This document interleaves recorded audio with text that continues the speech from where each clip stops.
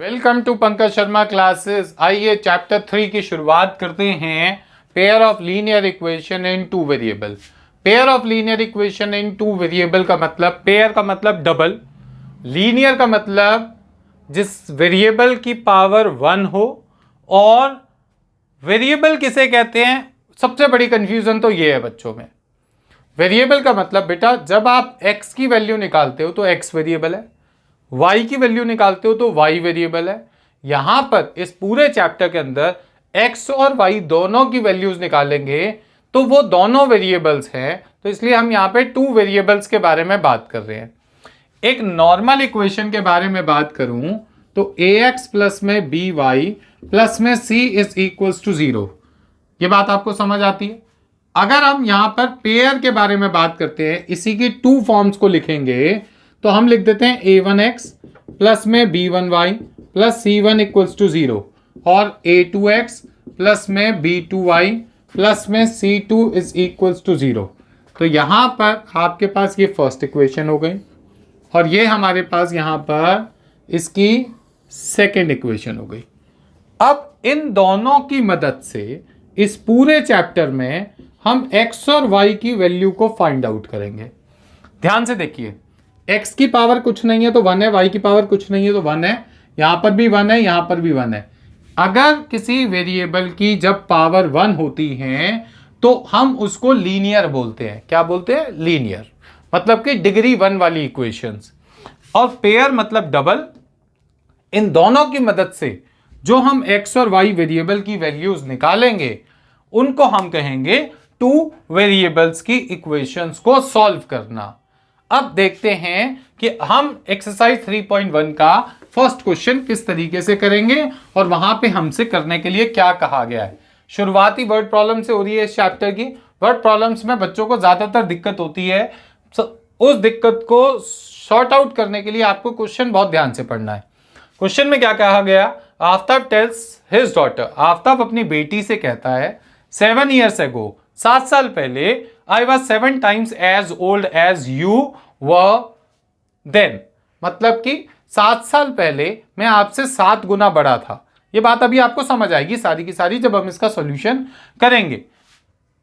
Also 3 years from now, आज से 3 साल बाद, I shall be 3 times as old as you will be। और आज से 3 साल बाद भी मैं आपसे 3 गुना बड़ा रहूंगा। मतलब आफ्ताब ने अपने बेटी को दो सिचुएशन समझाई। पहली कि 7 साल पहले मैं आपसे 7 टाइम्स बड़ा था और 3 साल बाद मैं आपसे 3 टाइम्स बड़ा रहूंगा। ये दो सिचुएशंस हो गई। Represent this situation algebraically and graphically. Algebraically representation क्या होता है और ग्राफिकली रिप्रेजेंटेशन क्या होता है वो इसके सॉल्यूशन में हम समझेंगे। जब भी इस टाइप का एज वाला क्वेश्चन आएगा, आपने सॉल्यूशन में सबसे पहले ये रट लो, यही लिखना है, let the present age of Aftab be x years। मान लिया कि आपने आफ्ताब की जो प्रेजेंट एज है वो x years है and the present age of Aftab's daughter be y years। अब आपके पास में आफ्ताब की जो बेटी की जो प्रेजेंट एज है वो आपके पास में क्या दे रखी है? y years दे रखी है। जब भी इस टाइप का क्वेश्चन आएगा आपने इसी तरीके से लिखना है। एज वाले क्वेश्चन है, प्रेजेंट एज का मतलब है अभी के टाइम पे जो प्रेजेंट एज है। अब यहां पर फिर आप लिखते हैं according to question. According to question इसका मतलब हो गया प्रश्न के अनुसार, जैसा हमसे क्वेश्चन में बोला गया। पहली सिचुएशन जो क्वेश्चन के अंदर दी हुई है वो आपके पास है 7 years ago, मतलब कि 7 साल पहले, मतलब आज से 7 साल पहले की बात हो रही है। सेकंड जो सिचुएशन यहां पे दी हुई है उसके बारे में चलो बाद में बात करेंगे। अब आपके पास में 7 years ago के बारे में बात करते हैं, 7 साल पहले। तो ध्यान से देखिए, आफ्ताब की एज आज है x years, 7 साल पहले रही होगी x - 7। अब देखो आज के टाइम पे उसकी जो एज है वो x है। फॉर एग्जाम्पल आज के टाइम पे आपकी एज है 15, तो 7 साल पहले कितनी रही होगी? आप 7 माइनस कर दोगे तो आप 8 ईयर्स के रहे होगे। सेम सिचुएशन यहां पे करी हमने x-7। अगर आफ्ताब की बेटी की एज है आज y ईयर्स, तो 7 साल पहले उसकी भी तो y-7 रही होगी। ये बात ध्यान से समझ लो। अगर आज आपके पास है y रुपीज और आपने उसमें से 10 रुपए खर्च कर दिए, तो इसका मतलब आपके पास जो पैसे बचे वो y-10 है। तो इसका मतलब अगर आज उनकी बेटी की एज y ईयर्स है 7 साल पहले, तो आपने y में से क्या कर देना है? 7 माइनस कर देना है। ये बात क्लियर हो गई। और यहां पे जब आपने लगाया इक्वल्स टू, ये बात हम लॉजिकली भी जानते हैं, फादर की और डॉटर की एज इक्वल नहीं हो सकती। इक्वल नहीं हो सकती तो इसका मतलब जो छोटी वैल्यू होती है उसमें क्वेश्चन में जितने टाइम्स बोला होता है, 7 टाइम्स बोला है, तो आप उसको 7 से मल्टीप्लाई कर दोगे तभी ये बराबर होंगे। समझ आ गई बात यहां तक? जितने भी टाइम्स क्वेश्चन में बोला होगा उतने टाइम से आप मल्टीप्लाई कर दोगे। अब इसको देखो, x-7 is equals to 7y minus 7 से कितना हो गया? 49। ये जिसको समझ आ गया उसको समझ लो ये क्वेश्चन समझ आ गया। हर एक्सरसाइज में इसका क्वेश्चन आपको मिलेगा। x-7, इसको इधर ले आओ, -7y माइनस प्लस का 49 इक्वल्स टू 0। आपके पास क्या हो गया? यहां पर आ गई वैल्यू x-7y और यहां पे आपने लिख दिया प्लस का 42 इक्वल्स टू 0। ये आपकी फर्स्ट एल्जेब्रिकली रिप्रेजेंटेशन हो गया।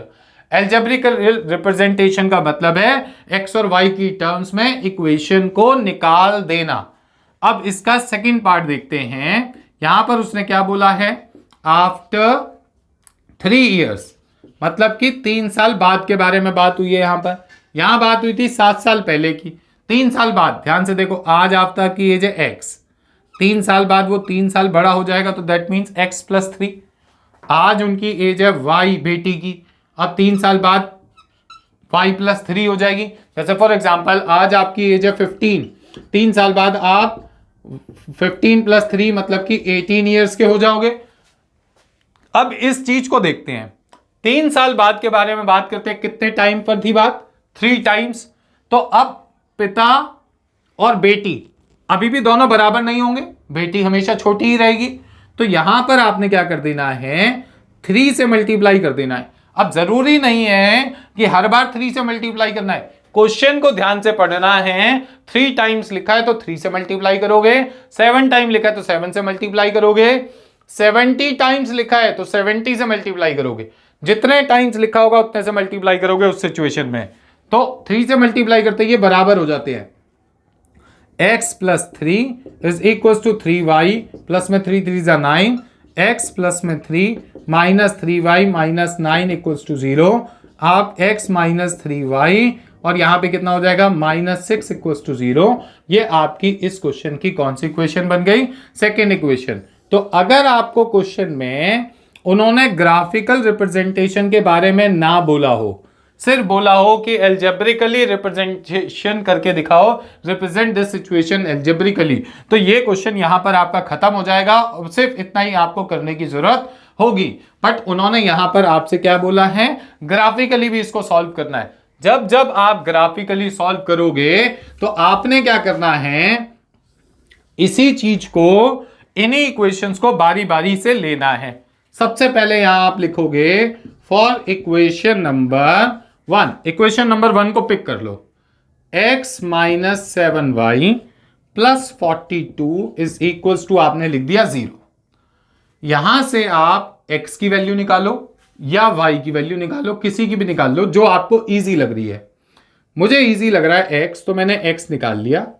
x निकालूंगा तो माइनस का 7y इधर से उधर भेजूंगा, 42 भी इधर से उधर भेजूंगा।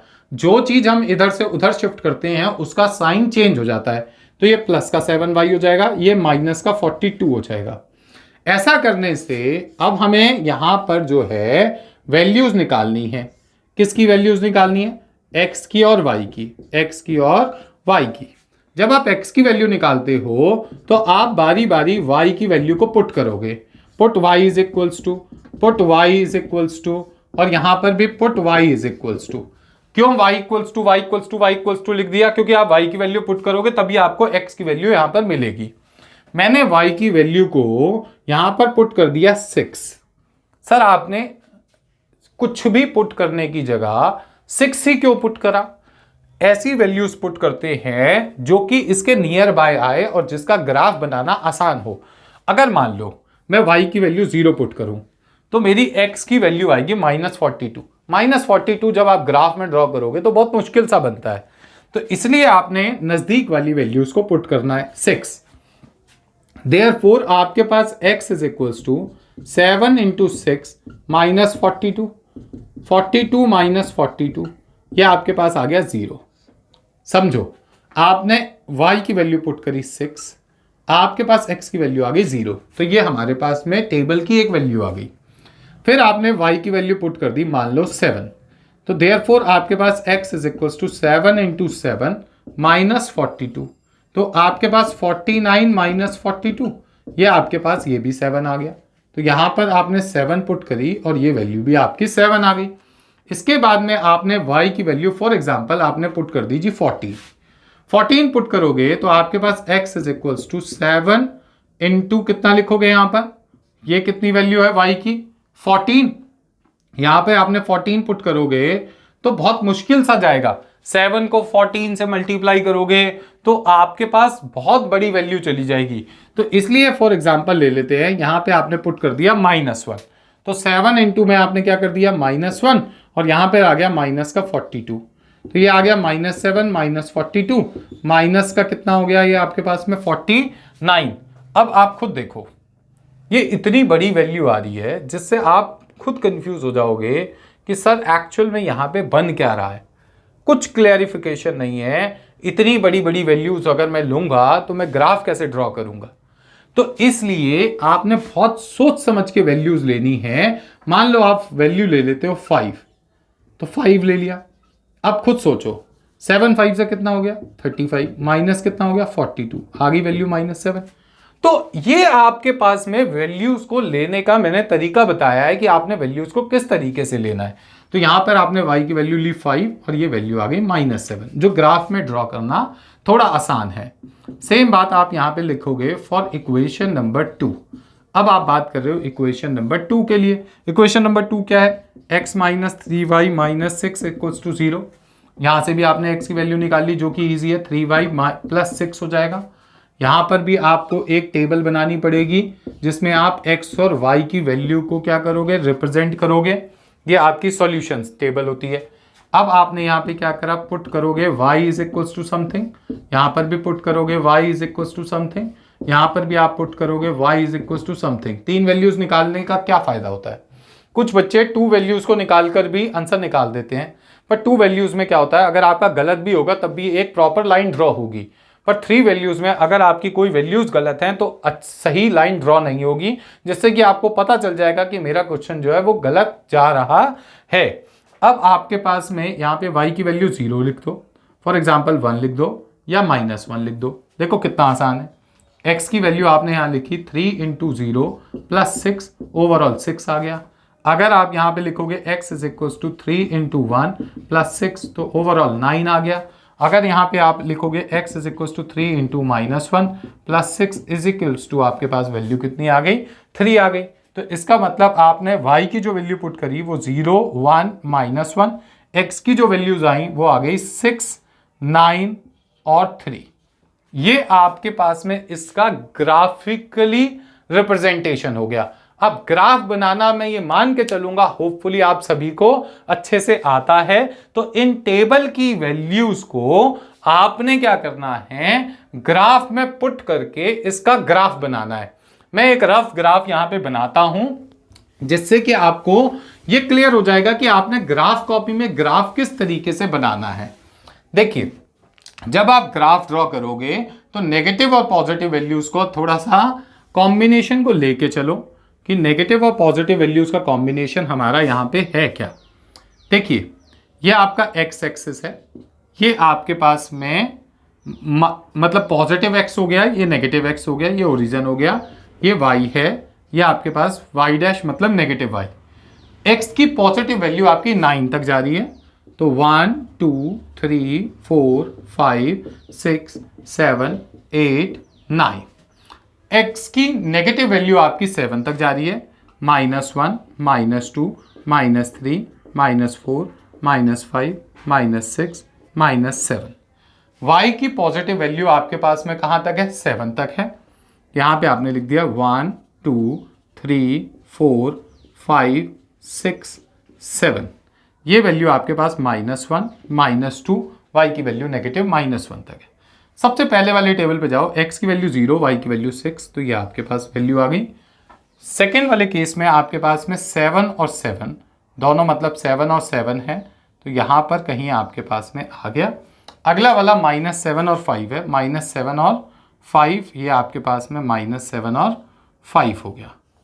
ध्यान से देखोगे तो अगर आप इस ग्राफ को ड्रॉ करोगे तो ये आपका इस तरीके से एक लाइन जो है वो यहाँ पर ड्रॉ हो जाएगी। उसके बाद सेकेंड वाले पे आते हैं, x की वैल्यू है 6 और y की वैल्यू है 0, तो ये यहीं का यहीं रह गया। उसके बाद में आपके पास में x की वैल्यू है 9 और y की वैल्यू है 1, तो ये आपका यहाँ पे कहीं आ जाएगा। उसके बाद में आपके पास x की वैल्यू है 3 और y की वैल्यू है -1, तो ये आपका यहाँ पे कहीं आ गया -1।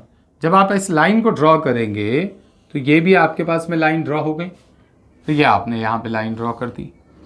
आप ध्यान से देखोगे ना तो ये दोनों लाइनें जब आगे जाएंगी तो ये आपस में इंटरसेक्ट करेंगी। जब इंटरसेक्ट करेंगी तो जो पॉइंट ऑफ इंटरसेक्शन होगा वो हमारे को आफताब की और आफताब की बेटी की एज देगा। पर जब आप इसको ग्राफ में प्रॉपर तरीके से ड्रॉ करोगे तो आपके पास ये एक प्रॉपर ग्राफ बन के सामने आएगा। और दोनों लाइंस के ऊपर आपने लाइंस की इक्वेशंस को लिख देना है। x - 7y प्लस में 42 इक्वल्स टू 0 की लाइन है ये, और ये वाली x - 3y - 6 इक्वल्स टू 0 की लाइन है। बात क्लियर हो गई मेरी यहां तक? होपफुली आपको समझ आ गया होगा कि इस क्वेश्चन में हमें एल्जेब्रिकली और ग्राफिकली रिप्रेजेंटेशन किस तरीके से करना है। ये वाला जो आपके पास में रिप्रेजेंटेशन है वो आपका ग्राफिकली रिप्रेजेंटेशन है। ग्राफिकली, एल्जेब्रिकली है वो वहां पर इक्वेशंस बना के रिप्रेजेंट कर देते हैं, वो हमारा एल्जेब्रिकली रिप्रेजेंटेशन हो जाता है। ठीक है, तो आप इसकी प्रैक्टिस कीजिए, और कोई भी ग्राफ आपने बनाना है तो सिर्फ और सिर्फ ग्राफ पेपर पे। क्लियर है? होपफुली आपको समझ आ गया होगा। Thank you very much.